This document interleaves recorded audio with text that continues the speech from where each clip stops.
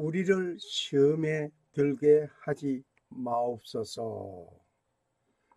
예수님이 가르쳐 주신 기도입니다. 주기도문 제 8번째 시간이 되겠습니다. 오늘 이곳에 오신 여러분에게 드리는 귀한 선물입니다. 예수님께서 사탄의 시험을 이기시는 장면입니다. 각종 시험을 물리치시고 승리하시기를 소원합니다. 오늘은 주기도문 강의 8번째 시간으로서 우리를 시험에 들게 하지 마옵시고 입니다.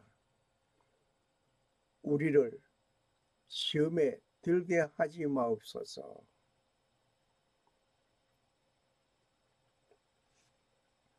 본문은 마태복음 6장 5절에서 13절입니다. 읽겠습니다.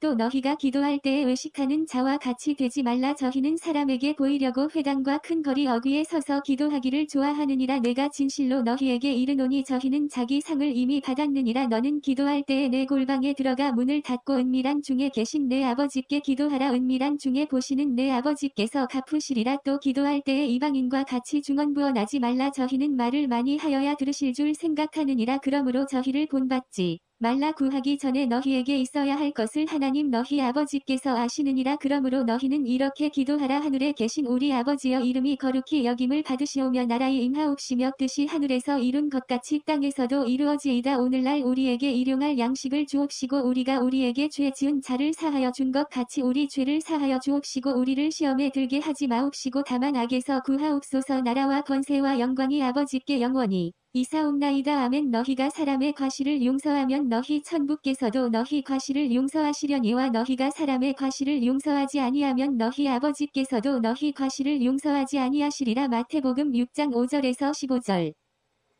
만일 내가 다른 사람의 죄를 용서하지 아니하면 나의 죄를 용서하여 주지 말고 그대로 두라는 것입니까? 결코 그럴 수 없습니다. 내가 다른 사람의 죄를 용서하지 아니하면 나의 죄도 용서받지 못합니다. 우리 죄를 사하여 주옵시고 우리의 죄를 용서받기 위한 기도입니다. 우리를 시험에 들게 하지 마옵시고, 이것은 범죄할 가능성에 대하여 범죄하지 않도록 되기 위한 기도입니다. 병 고침을 받은 자가 다시 그 병에 걸려 있기를 원하는 사람은 단 한 사람도 없습니다. 가난에서 해방받는 자가 다시 그 가난에 처해지기를 원하는 자는 없습니다. 죄에서 해방받은 자가 그 죄에 다시 있기를 원하는 자 없습니다. 새가 나의 머리 위로 날아가는 것은 막을 수 없습니다. 결코 그것은 그의 마음입니다. 그가 날아가든 말든 나는 어떤 행동을 취할 수 없습니다. 그러나 그 새가 나의 머리를 둥지에 들고 안겠다고 하면 그거는 허락할 수 없습니다. 이와 같이 시험을 만나지 않을 수 없습니다. 그러나 그 시험에 빠져서는 아니 될 것입니다. 세상은 죄악이 가득하고 시험이 많고 범죄하도록 유혹하는 일들이 너무나 많습니다. 물질로도 명예로도 아는 친지로 통해서 가장 잘 아는 사이를 통해서 가까운 사람을 통해서 여러모로 나에게 유혹하고 범죄하도록 이끌고 있습니다. 그러하기에 예수님께서 말씀하셨습니다. 우리를 시험에 들게 하지 마옵시고 라고 기도하라고 가르쳐 주신 것입니다. 그러면 시험이란 뜻이 뭐인가? 예수 믿고 회개하고 죄사함을 받았다고 하지만 위험함이 없어지는 것은 아닙니다. 악의 무리는 항상 나를 도사리고 있습니다. 시험에 들지 말게 하옵시며, 이 시험에는 시련의 뜻이 있습니다. 시련의 뜻이 있고 또 테스트하는 것이 있습니다.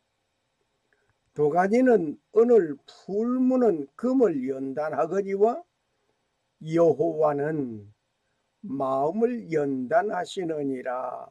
잠언 17장 3절 말씀입니다. 하나님께서 아브라함에게 행하심을 보시기를 바랍니다. 아브라함에게는 사랑하는 아들 이삭이 있었습니다. 그 이삭 사랑하는 아들을 모리아산에 가서 번제로 드리라 하는 하나님의 명령이 있었습니다. 그 아들은 아브라함 100세에 얻은 아들이었습니다. 그 아들을 아버지 손으로 잡아 번제를 드리라는 것입니다. 이치에도 맞지 않는 상황이었습니다. 도대체 이것을 명령하신 그분과 아브라함 사이에 어떤 관계가 있습니까? 하나님께서 아브라함에게 뇌시로 하늘의 무별과 같이 바다의 모래와 같이 많으리라고 축복해 주셨는데 그 씨를 제거하라는 것입니다. 번제로 드리라는 것입니다. 양을 잡는다는 것도 아닙니다. 사람을 잡는 것입니다. 그것도 아들을, 사랑하는 아들을 잡아 번제로 드리라는 것입니다. 양을 잡을 때 칼을 들고 목을 땁니다. 피를 흘립니다. 그가 죽습니다. 그렇게 번제 드리는 사랑하는 아들의 목을 따야 합니다. 배를 찢고 내장을 훑어내야 합니다. 이런 일을 사랑하는 아들을 아버지가 행해야 합니다. 아브라함은 하나님의 그 말씀에 지체하지 않았습니다.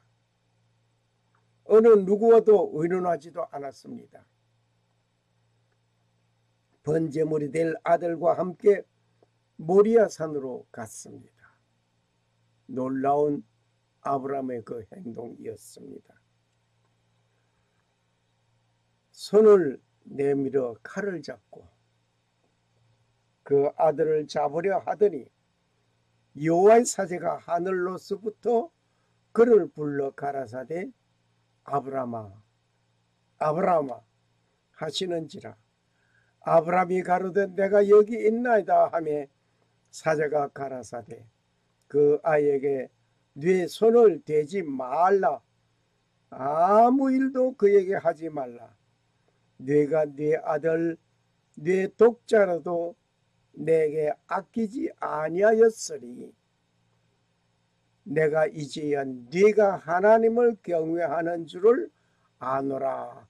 창세기 22장 10절에서 12절 말씀입니다. 아브라함의 그 행동을 볼 때 하나님은 얼마나 급했으면 아브라함아 그렇게 부르지 않았습니다. 아브라함아 아브라함아 연속 두 번을 급하게 불렀습니다. 그리고는 그 아이에게 네 손을 대지 말라. 아무 일도 그에게 하지 말아라. 하나님은 아브라함의 그 행동에 어떻게 보면 아브라함의 그 게임에 하나님은 손을 들었습니다. 아브라함은 엄청난 시련의 과정에 있었습니다. 나에게 임한 시련을 피하는 것이 아닙니다. 그 시련을 잘 통과해야 합니다. 시련을 비껴서 가는 그런 피난적인 것이 아니라 그 시련을 잘 이겨 통과해야 합니다. 하나님께서 나에게 시련을 주시는 것은 나를 괴롭게 하기 위하고 힘들게 하여 그 어떤 나를 고통스럽게 하기 위한 그런 것을 보시기 위한 것이 아닙니다. 확실하게 하나님을 섬기는 나의 모습을 보이기 위한 것이었습니다. 아브라함에게 말씀하신 그대로 아브라함은 행동하였습니다. 이치에 맞지 아니하고 사리에 어긋나는 상식에 벗어난 그러한 명령이라도 순종할 줄 아는 아브라함이었습니다. 하나님께서 순교의 반열에 있기를 원하신다면 그 죽음에 이를 수 있는 믿음으로 장성하기까지 우리는 성장해 나가야 합니다. 위하여 겪어야 하는 시련들이 많이 있습니다. 그 시련들을 잘 감당하고 그 시련을 잘 견뎌내어야 합니다. 비껴갈 수는 없습니다. 시험에는 유혹과 꾀임의 뜻이 있습니다. 유혹과 꾀임의 뜻이 있습니다. 예수님께서 광야에서 받으신 시험이 바로 이것이었습니다. 유혹은 방해하고 파괴하기 위하여 있는 함정들이었습니다. 거기에 걸려들면 그대로 넘어지는 것입니다. 시험을 받는 이유가 있습니다. 야고보 1장 14절을 우리 보겠습니다. 욕심이 잉태한 자 죄를 낳고 죄가 장성한 자 사망을 낳느니라. 야고보 1장 15절 말씀이었습니다. 자기 욕심에 끌려 미혹됨이라고 14절에 말씀하셨습니다. 삼손에게는 들릴라의 유혹이 있었습니다. 이것은 색욕이었습니다. 여자를 돌같이 보아라 하는 말을 하는 자가 있으니 심상치 않는 말입니다.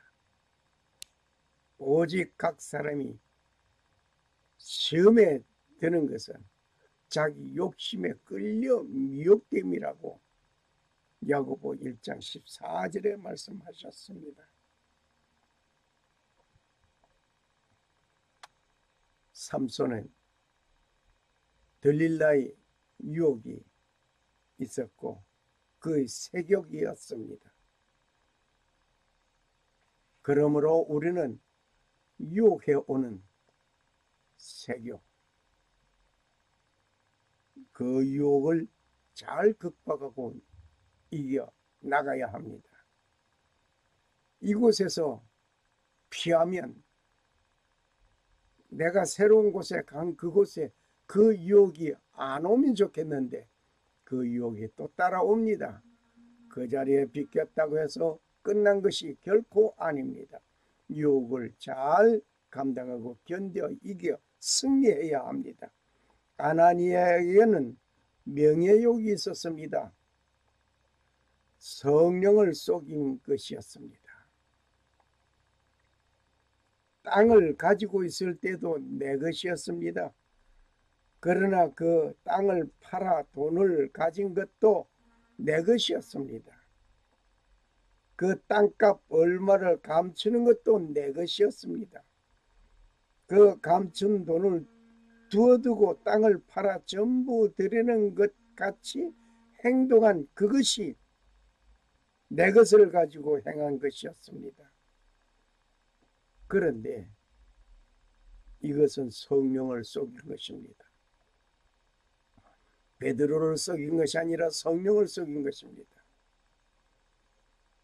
땅값 얼마를 띄어서 놓고 전부를 드리는 것처럼 한 것이 바로 그에게 큰 잘못이었고 성령을 속이는 일이 되었습니다.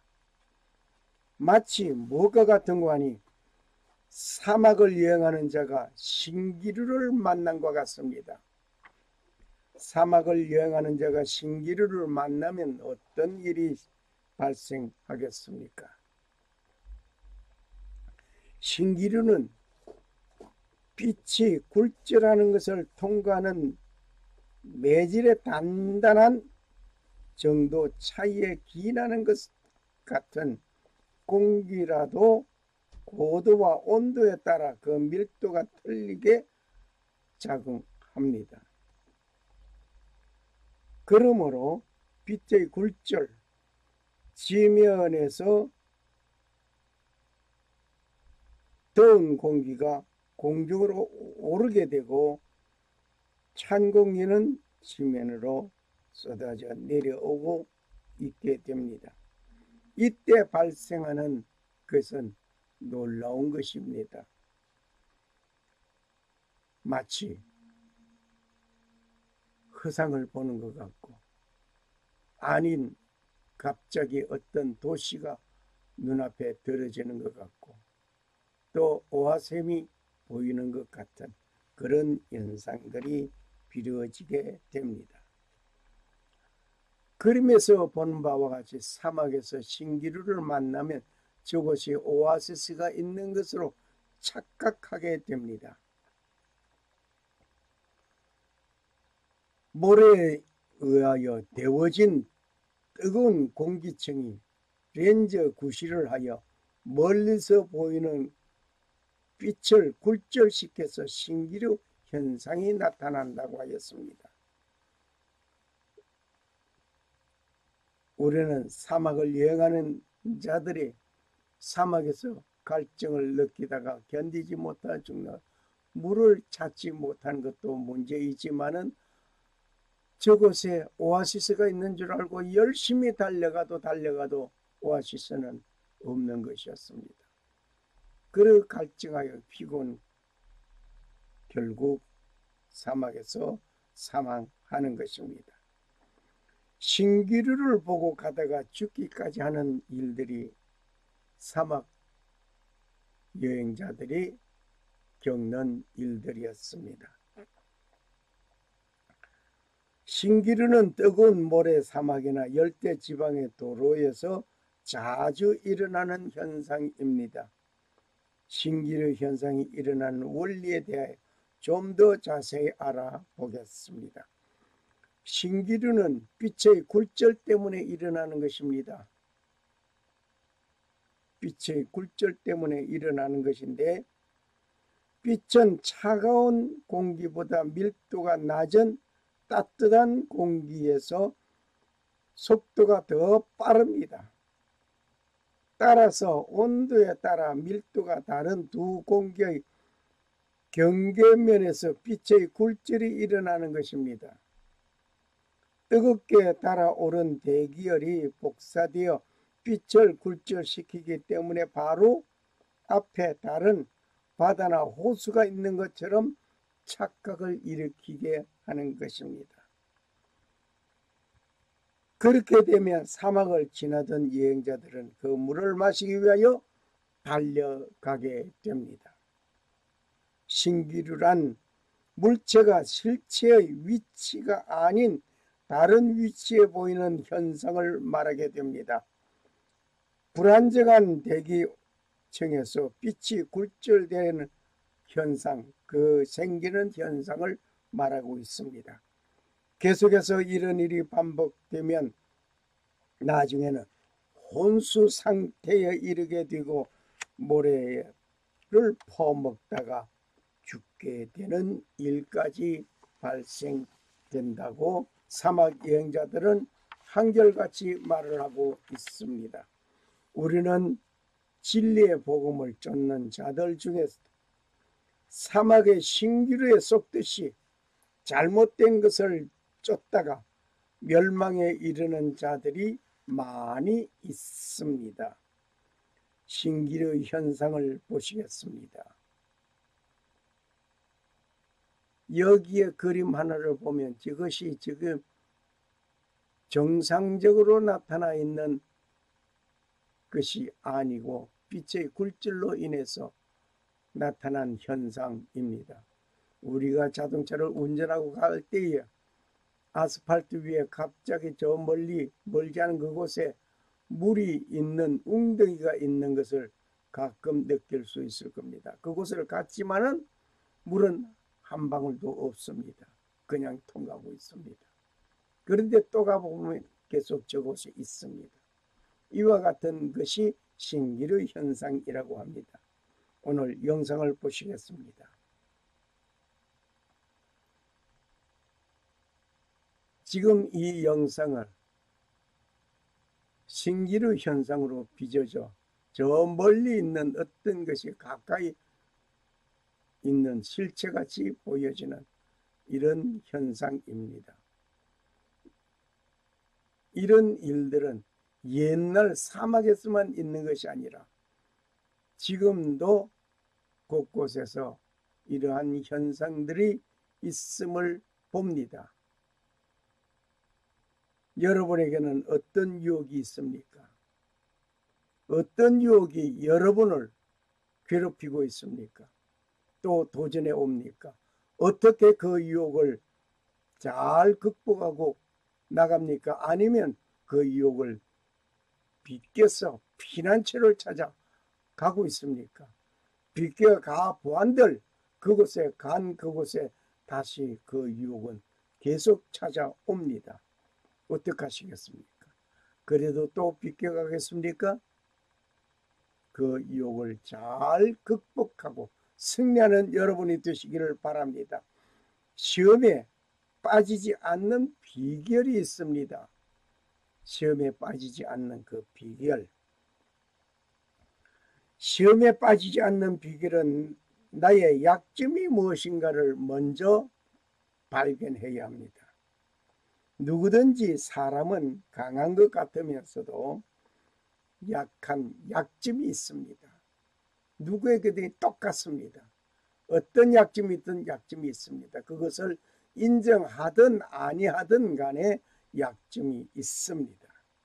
그 약점을 먼저 내게 나는 이러한 약점이 있다는 것을 일단 자신에게 신하게야 합니다.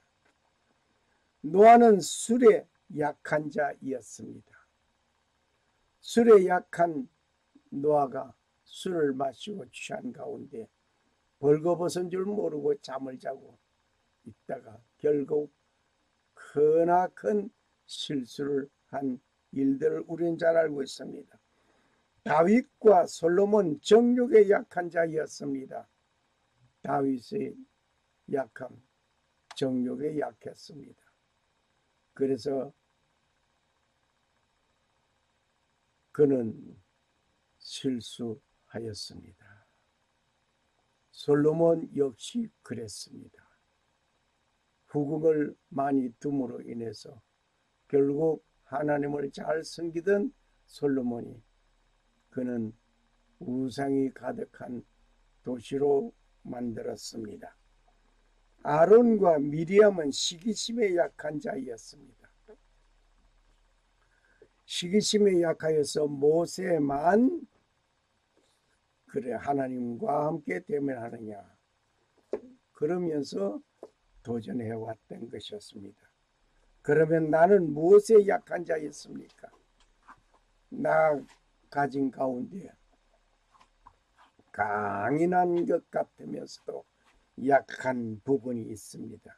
그것을 찾아야 합니다. 나에게 약한 것이 무엇인가? 그것을 찾아야만 합니다. 그것을 찾고 그것을 잘 이용해야 합니다. 내가 이것이 약하지. 이러면 이것을 잘 극복할 수 있는 방법을 찾아야 합니다. 하나님께 간구해야 합니다. 유혹하는 자는 굶주린 우는 사자같이 강합니다. 나는 양같이 약합니다. 그리고 유혹하는 자는 나의 약점을 잘 알고 있습니다. 그리고 내가 할 수 있는 것이 무엇인가를 잘 알고 있습니다. 예수님에게는 능력이 있음을 사탄은 잘 알았습니다. 창조주이기 때문에 아무것도 없는 가운데에서 말씀 한마디로 천지 만물을 창조하셨던 예수님 창조주임을 사탄은 알았습니다. 그래서 인간은 배고픔을 참지 못하여 빵을 구하는 것이 인간이었음도 잘 알았습니다.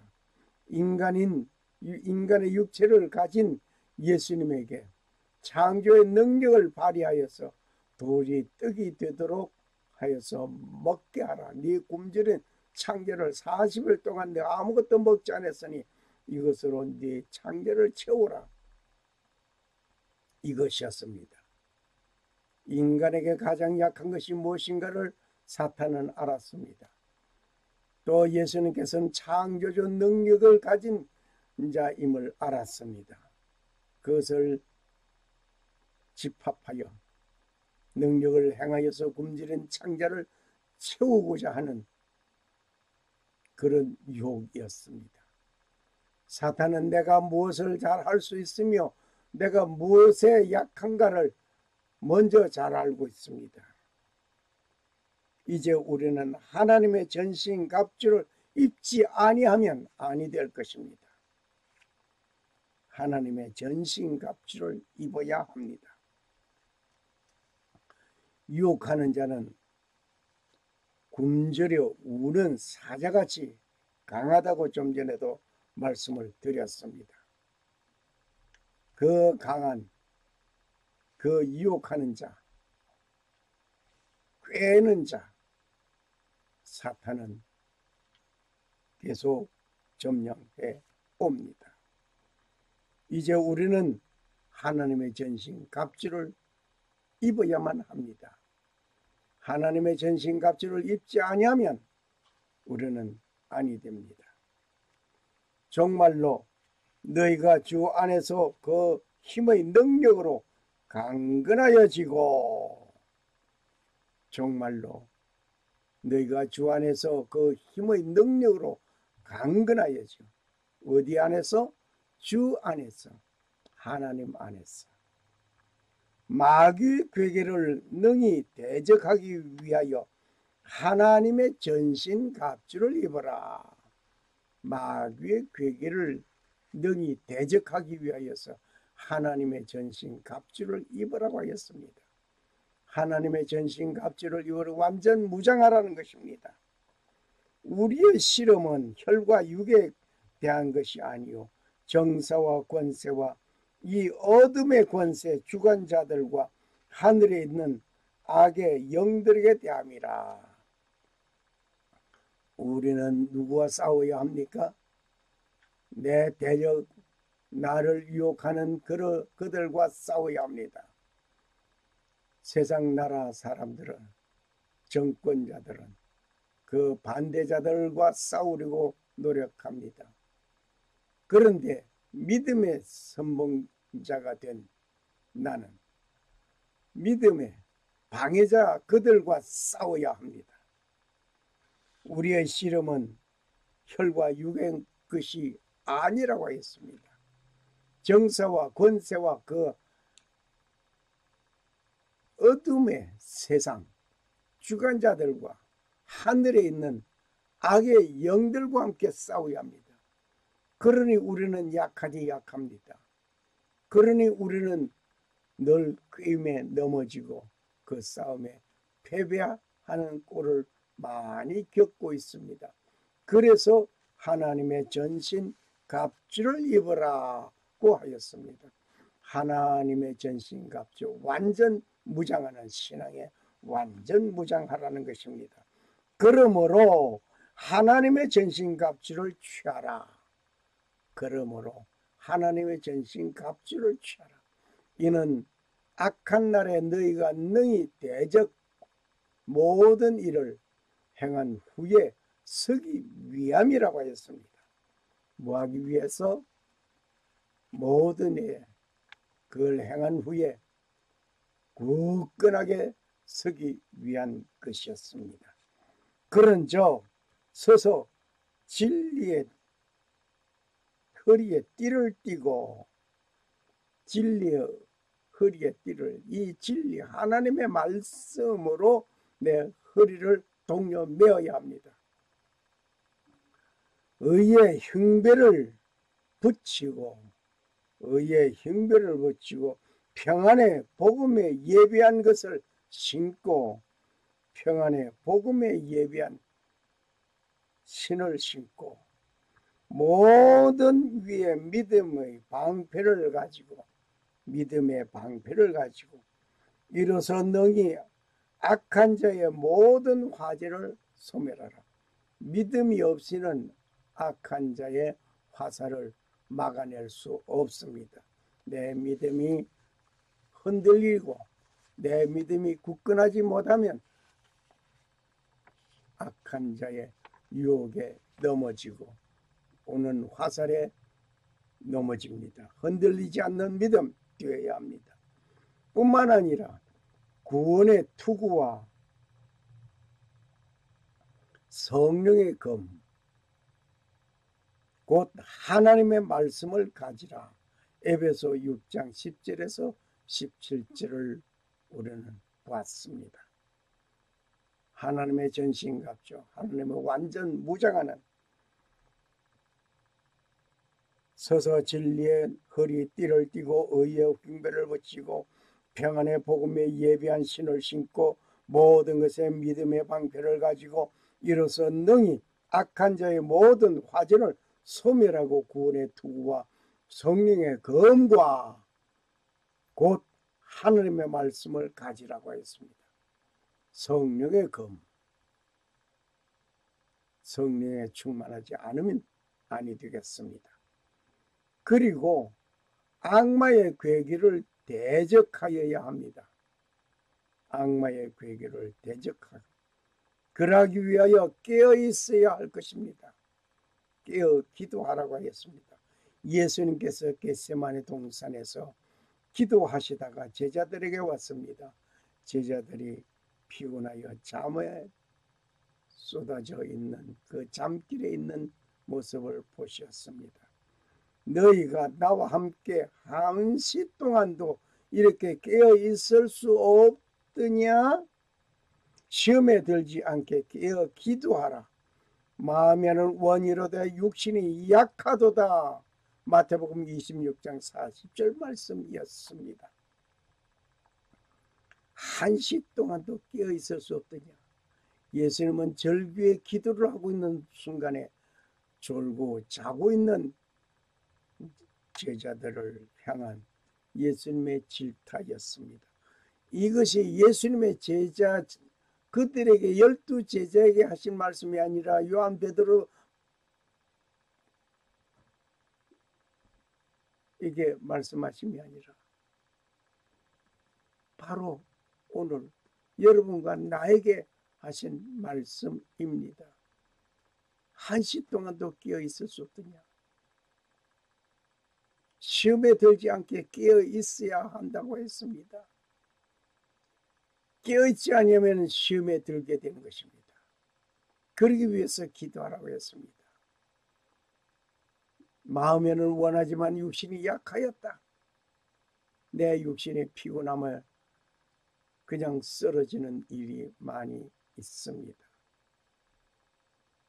마음으로서는 기도하고 싶으나, 마음으로서는 하나님을 높이 찬양하고 싶으나, 마음으로서는 하나님의 놀라운 그 영광된 그 속에 있고 싶으나 내 육신이 따라가지 못하여 쓰러지는 때가 많이 있습니다.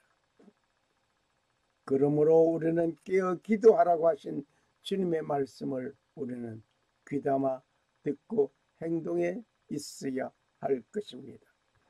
시험에 빠지지 않는 비결은 기도하는 것입니다. 시험에 들지 않게 위해서 기도하는 자. 육신은 약하지만 마음은 강한 그대로 나서야 합니다. 시험에 들지 않게 깨어 기도하라. 마음에는 원이로되 육신이 약하도다.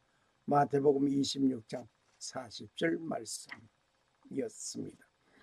예수님께서는 우리가 육신이 약한 것도 잘 아셨습니다. 사탄도 우리의 육신이 약한 것도 잘 압니다. 사탄이 우리의 할 수 있는 능력도 잘 알고 있습니다. 예수님도 그걸 잘 알고 있습니다. 그러면 예수님은 깨어 기도하라고 하였습니다. 시험에 들지 않기 위해서 깨어 기도하라고 하였습니다. 기도해야 합니다. 예수님께서는 깨어 기도하라고 하셨고, 깨어 기도한다는 것은 무엇을 말합니까? 어떤 생각, 잠을 자지 않고 계속 눈을 뜨고 눈을 감고 손을 모으고 그저 하나님 앞에 기도하는 그 순간, 그것만이 기도로 생각하는 자가 있습니다. 결코 그것은 아닙니다. 눈을 뜨고 길을 걷고 다른 일을 하고 또 나무꾼은 나무를 하고 공무원은 공무에서 사무실에서 일하는 그런 일들, 학생은 공부하는 수업 중에서 그러한 일들, 그 속에서 어떻게 기도하란 말이냐고 하겠지만 기도하는 마음, 이것이 중요합니다. 그러다 보면 내가 이 일을 행하는 것이 하나님의 영광인가, 하나님을 위한 것인가, 하나님의 뜻을 이루는 그 일에 한 몫을 하는 것인가를 분별하게 되는 것입니다.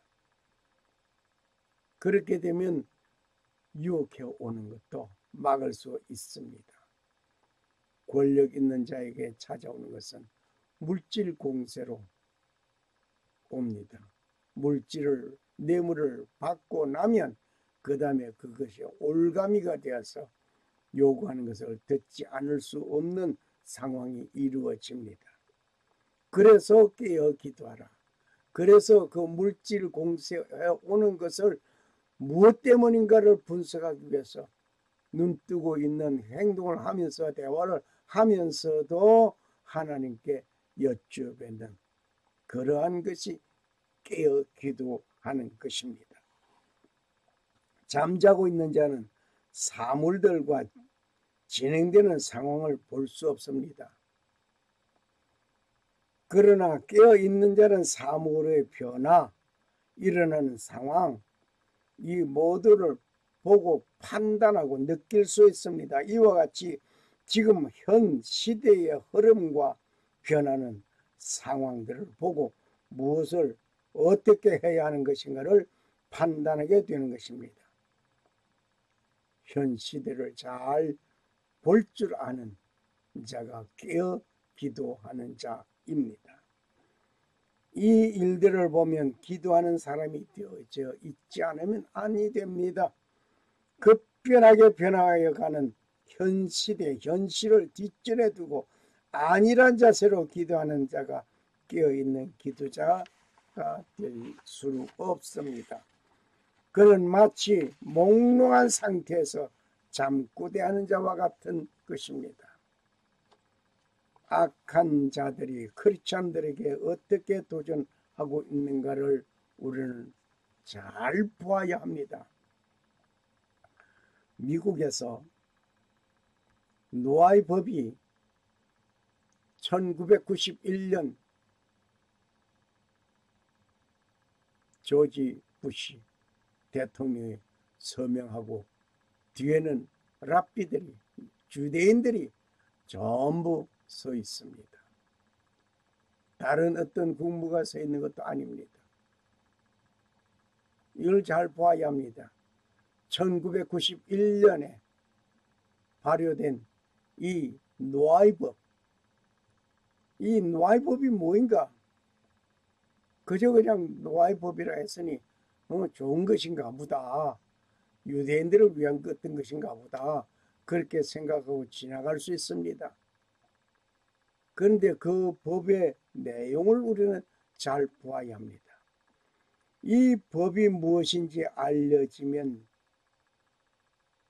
놀라운 것을 여러분 느끼게 될 것입니다. 알 수 있는 방법 딱 하나 있습니다. 유대인의 탈무드에서 이것을 찾아보아야 합니다. 그곳에 보면 하나님의 신성 모독하지 말라. 하나님을 신성 모독하지 말라. 예수님께서 죽임을 당한 십자가에 못 박혀 죽임을 당한 것은 신성 모독이다. 그래서 죽이라는 것입니다. 노아의 7계명은 노아의 법을 언급하는 7가지의 도덕 명령을 말하고 있습니다. 그것은 탈무드에 따르면 하나님에 의하여서 노아에게 모든 인간을 위한 법을 주어져 있었습니다. 유대교에 따르면 이 법을 따르면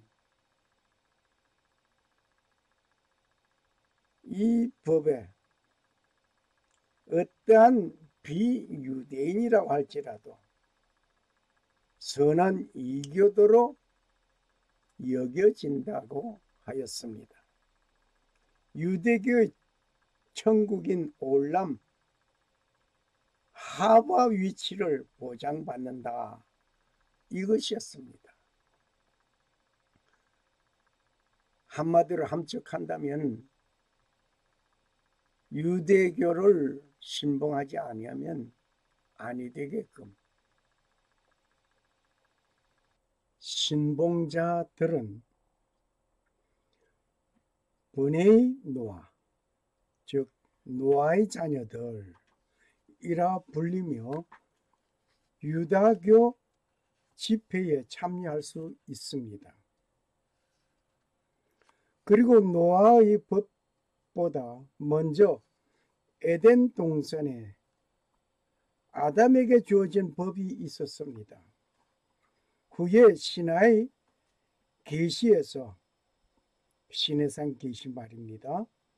노아의 7계명이 인류에 대해 주어졌고 10계명과 함께 이스라엘 자녀들에게 주어진 613개의 미츠봇 법 안에 들어 있습니다. 노아의 7계명을 하나하나 열거해 보겠습니다. 먼저 우상 숭배는 금지됨.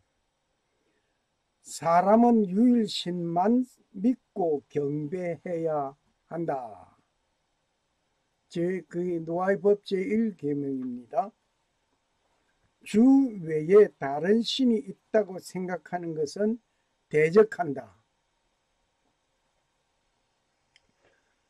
주 외에 다른 신이 있다고 생각하는 것을 대적한다.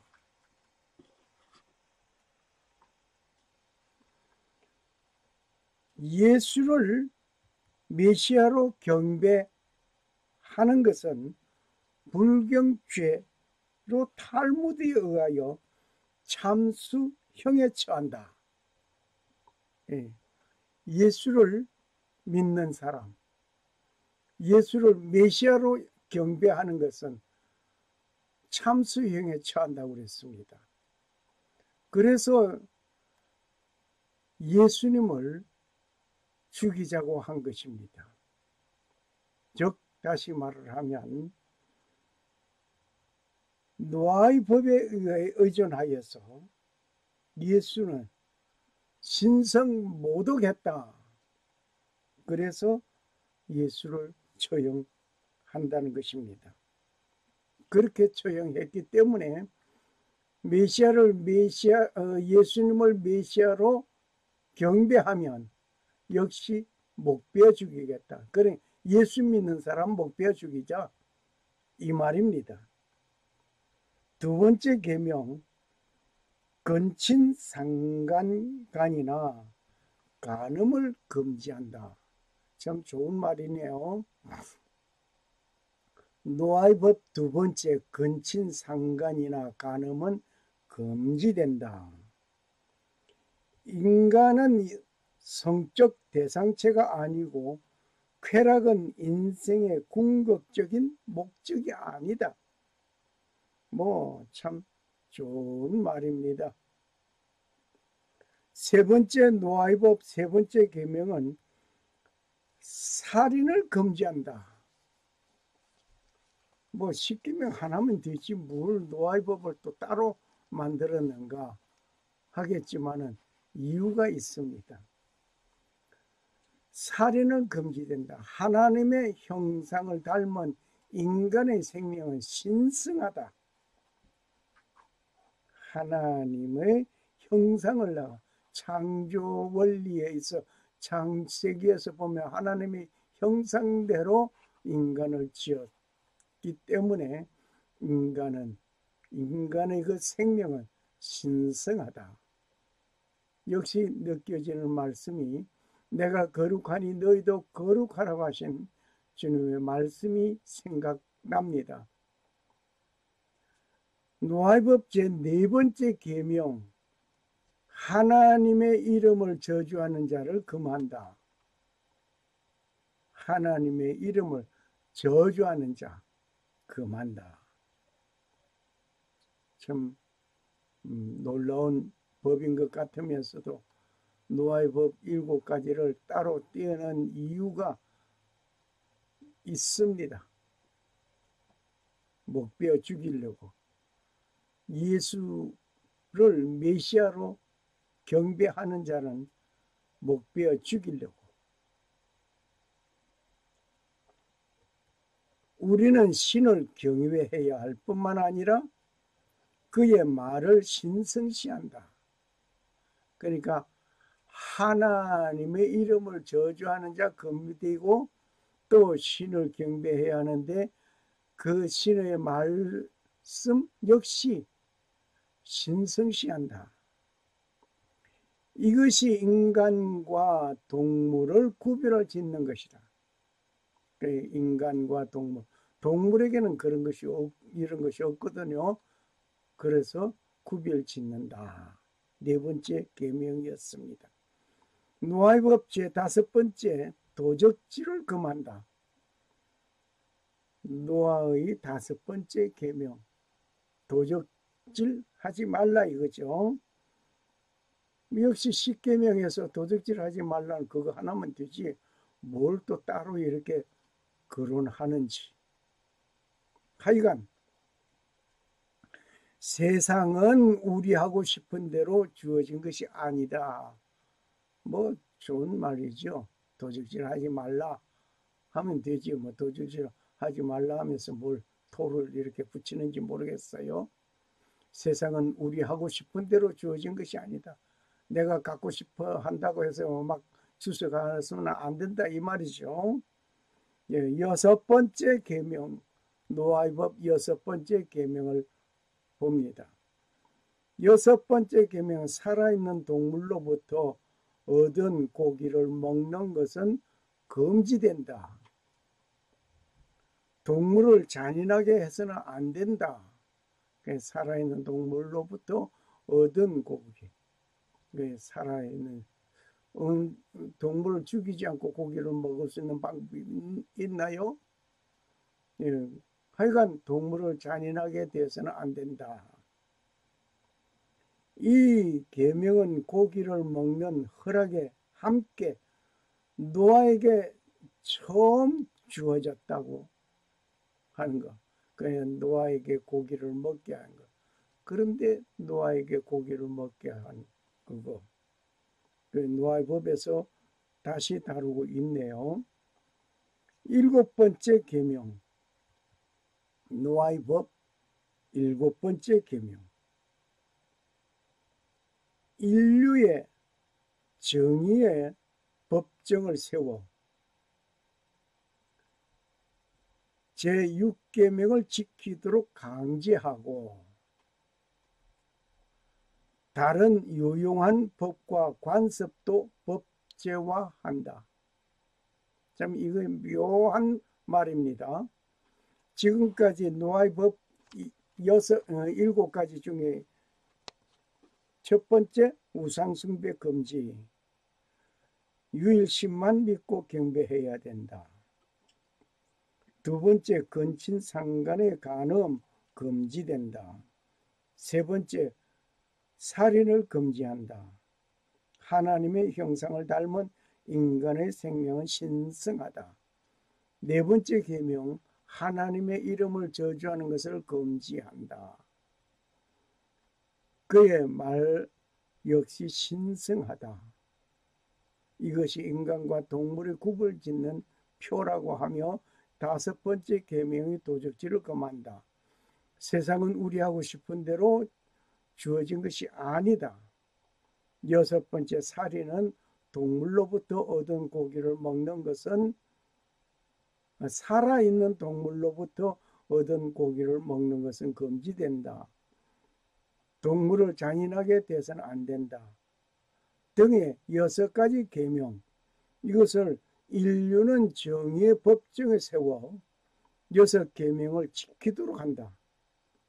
그런데 다음 말이 다른 유용법과 관습도 법제화한다. 한 나라에 있는 그 법도 법제화한다. 그 나라의 법도 인정한다 이거죠. 그러면서 하는 말이 탈무드는 불복종에 대한 형벌을 언급하고 있습니다. 뭐라고 되어 있는 거 아니? 노아의 7계명 중에 하나라도 위법하면 참수형에 처한다고 했습니다. 놀라웠습니다. 그러니까 다 각 나라의 법도 인정을 하면서 노아의 법 여기에 7가지 계명 중에 하나라도 범하면 참수형에 목을 베어 죽인다 이거 말입니다. 그래서 예수님을 메시아로 경배하는 거 불경죄로 정하는데 참수형을 한다. 제1계명에서 밝혀지고 있습니다. 우상숭배는 금지되고 사람은 유일신만 믿는다. 그렇죠. 그런데 그들이 말하는 유일신과 기독교 개신교에서 말하는 유일신 같은 하나님을 정하면서 메시아를 받아들이지 하나님의 아들을 받아들이지 않는 그들 역시 예수님은 하나님의 아들이라고 말을 하는 그것 때문에 신성모독했다 하여서 예수님을 죽여야 한다는 것입니다. 그래서 예수님은 결국 그들에 의해서 죽임을 당했습니다. 로마 군인이 죽인 것이 아니라 유대인 율법학자 바리새인들 그들이 예수님을 죽인 것입니다.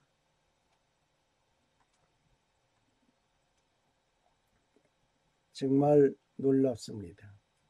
이들 법은 토라에 언급되어 있으며 유대교에 따르면 613개의 미tzvot 명령서에 기록된 토라에 주어져 있습니다. 하나님을 신성 모독하는 자, 예수 믿는 자를 지칭합니다.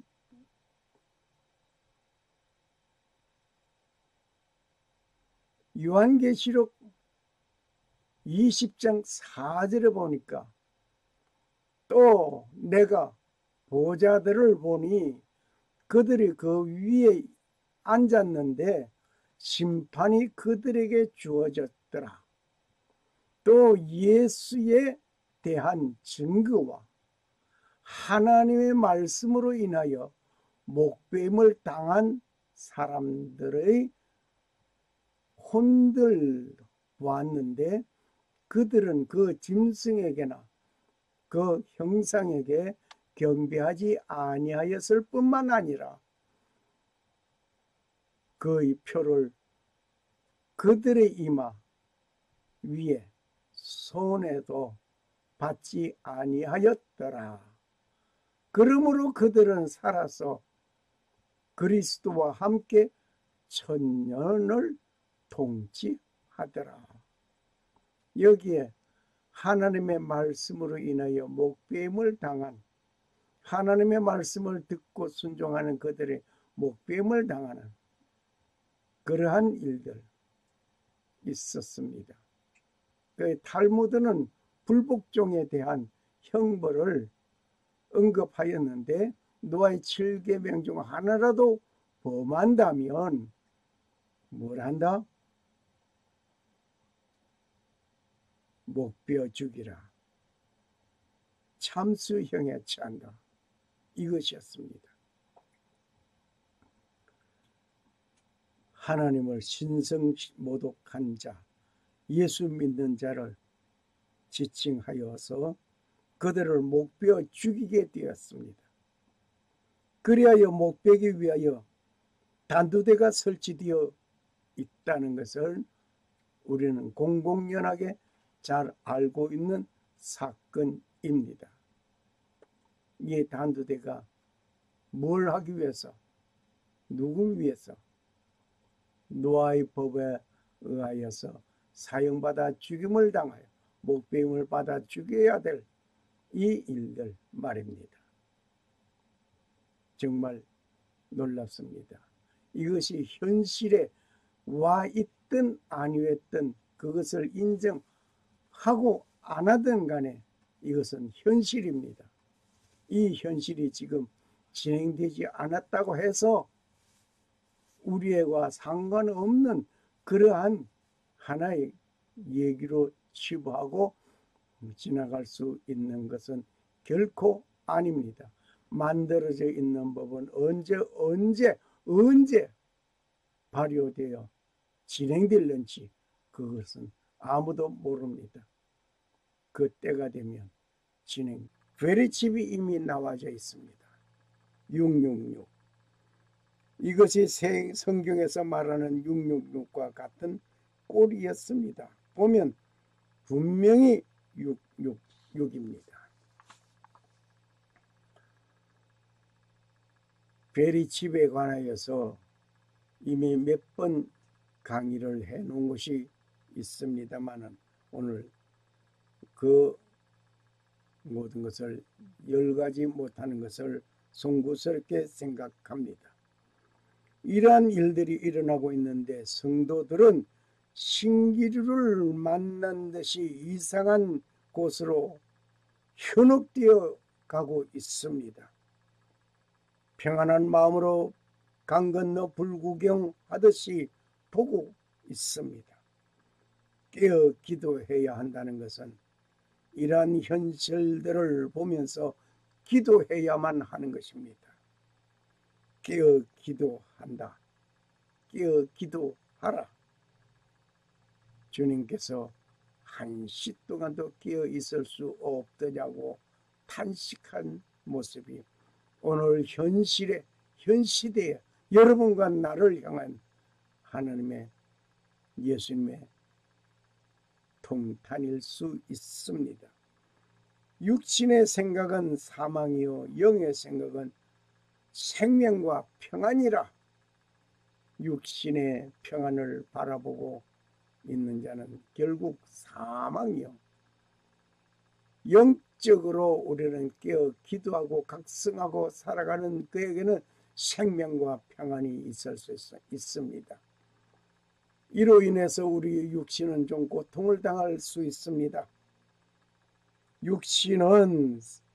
육신의 생각은 하나님과 원수가 되나니 이는 하나님의 법에 굴복지 아니할 뿐 아니라 할 수도 없다고 로마서 8장 6절 7절에 말씀하셨습니다. 육신의 생각은 사망이요 영의 생각은 생명과 평안입니다. 육신의 생각은 하나님과 원수가 됩니다. 이는 하나님의 법에 굴복지 아니합니다. 누가? 육신의 생각하는 사람. 할 수도 없습니다.